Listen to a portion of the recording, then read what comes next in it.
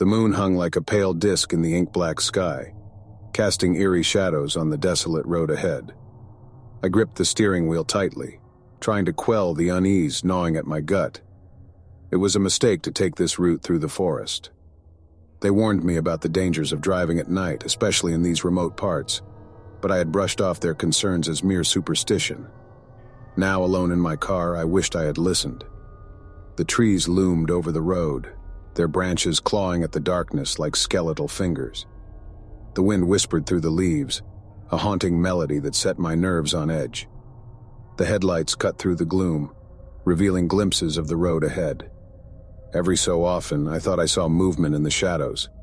A flicker of movement, a fleeting silhouette. My heart raced, and I couldn't shake the feeling that something was watching me from the depths of the forest. I glanced at the GPS, hoping to see a sign of civilization on the horizon. But the screen remained stubbornly blank, as if I had ventured beyond the boundaries of the known world. The battery icon blinked ominously, reminding me that I was running out of time.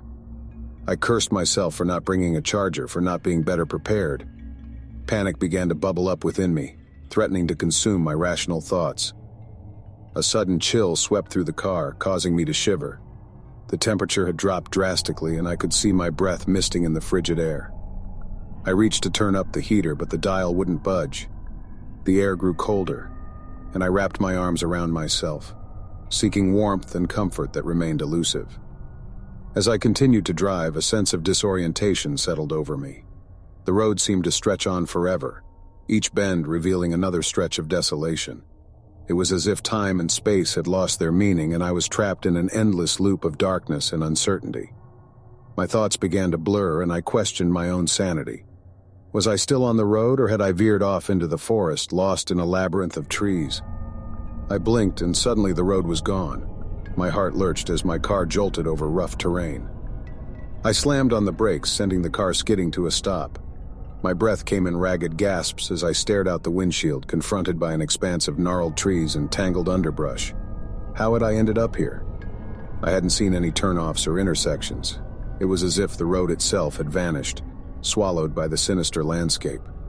A distant sound echoed through the darkness, a low guttural growl that sent shivers down my spine. My eyes darted around, searching for the source of the noise. That's when I saw them. Pairs of glowing eyes like burning embers peering out from the shadows. They surrounded me, a circle of malevolent intent, closing in with each passing moment. Fear paralyzed me, and I was trapped in my own car, a helpless prey to whatever lurked in the woods. I fumbled for my phone, desperate to call for help, but the screen remained blank. No signal, no bars, nothing.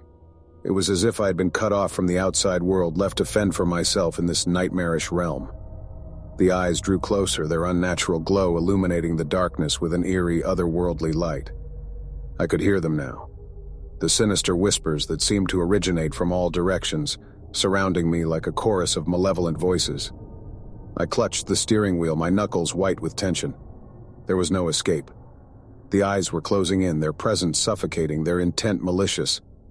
I closed my eyes, willing it all to be a nightmare, praying that I would wake up safe in my own bed. But when I opened my eyes, the eyes were still there, inches from the glass, their malevolent gaze boring into my very soul. And then, silence. The eyes had vanished. The whispers silenced. The forest seemed to hold its breath, as if awaiting some terrible revelation. My heart pounded in my chest, and I realized that I was alone again. The darkness outside was impenetrable, and I was left in a cocoon of silence. I took a deep breath, my trembling fingers gripping the key in the ignition. With a desperate twist, the engine roared to life. Without a second thought, I slammed my foot on the gas pedal, my car lurching forward. The road materialized before me as if it had been waiting for my return. I sped down the asphalt, leaving the forest behind me, the sense of impending doom gradually fading into the distance. As I drove, I couldn't shake the feeling that I'd brushed against something otherworldly, something that defied explanation. The memory of those glowing eyes and the sinister whispers haunted me, a reminder that the darkness held secrets beyond our understanding. And as the first light of dawn broke through the horizon, I couldn't help but glance in the rearview mirror, half expecting to see a pair of glowing eyes staring back at me from the shadows.